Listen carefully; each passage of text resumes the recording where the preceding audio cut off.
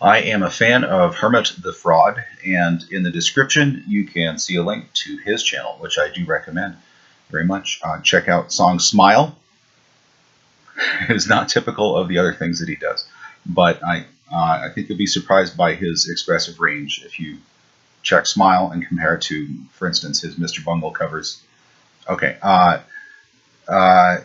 Hermit has said that some of my videos, he's implied that some of my videos have been difficult to understand, and that's fine.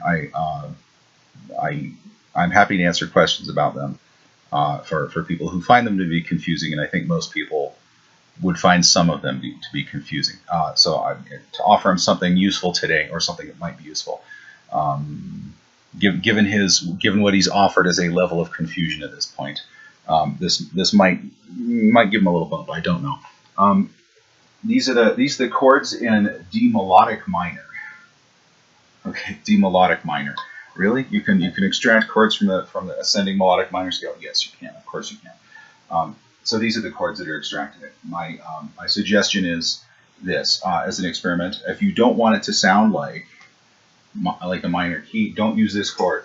Just don't use it. If you never go there, it will begin to sound less like it's trying to go there. There's a principle that some people use in chord choices, which is that they say that the fewer chords you use, the more important each chord sounds. I want to modify that a little bit by pointing out that's not necessarily completely true. What is more true is that the fewer chords you use, the less unimportant, the least important chord will sound. And least important is a little bit subjective, but fewer chords, you need to worry about that a lot less, because the lack of importance of the least important chord will recede. In this case, you see the augmented triad, which Hermit the Fraud had specifically talked with me about, because I brought it up and I think he thought it was kind of amusing. There's the augmented triad. Where to use this? Talking about this 4-chord cycle in reference to the Patricia Taxon video and earlier authors. This is not my own model, although I am coming to like it a lot. I would suggest that the chord which is most different from the other chords in this collection here is the F augmented triad. So I put that in the what I call the apogee position. That seems to be my own terminology. This is an orbit, that's the apogee. The perigee would be here, and there you want the chord which is either most dissimilar from that chord, or a chord which is which mediates two other chords. And the A and the G, we're not going to use these. And yes, I know where I put that sharp sign. Thank you. I'm very well aware of it. Okay. These chords,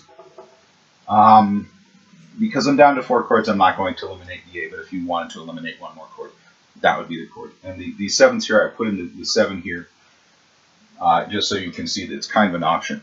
This tonicizes something though, so I don't know. I'm not really, this is take 1. I'm not doing things in order.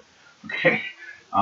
In any case, because I can't really make the case that any of these 3 chords is really mediating the other 2 chords, I'm just going to say that this chord is extremely different from this chord. It has no tones in common, and the minor quality is kind of different. So, again, you may disagree, you may experiment. I'm showing you my suggestion, okay? And then the question becomes, do I put the A or the G in these other 2 positions? For reasons I can explain, I'm going to suggest starting with trying to put the G here, okay? And put the A there. Okay, I know this resembles somewhat traditional root progression. This is a descent by a third, and this is, that's a descending fifth or a fourth. Then you have another third there, and then you have this ascending second. So despite the weirdness, it can be made to sound a little bit normal. And if you use roots in the bass, you'll get a fresh tone from the root of each chord that will not be in the previous chord, which is one of my preference criteria. That is not 100%. As you know, there's no real root to the F. You can use the implicit root of the F if you like. And I think it works well because the E is going to go away here, and it's going to be replaced by this F. So try that. And one more tip is if you want it to sound even less like it's actually in a key, just use a scale without the tone. That's the root of the D. Just leave that out of your melodies, and it will sound even less like it is actually in a minor key.